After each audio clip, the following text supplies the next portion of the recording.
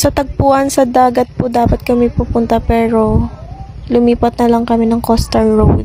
May mama na nakatambay po dito sa gilid. Ganito po Ano? 350 po. At ngayon guys ay nandito na kami sa tagpuan sa dagat. Sana tagpuan sa dagat. Alam niyo na guys sa dagat. Kitang-kita niyo naman na sobrang lawak talaga at yung mga kahoy ay kalat-kalat at dahon dahil nga katatapos lang ng bagyo.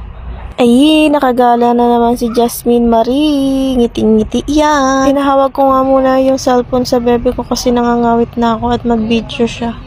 Yung mama po nagtatanong sa akin kung ano daw pong pangalan netong babae. Ewan ko, 'di ba? Magkakasama tayo. Kung makita man ni ate tong video, shout out po. Crush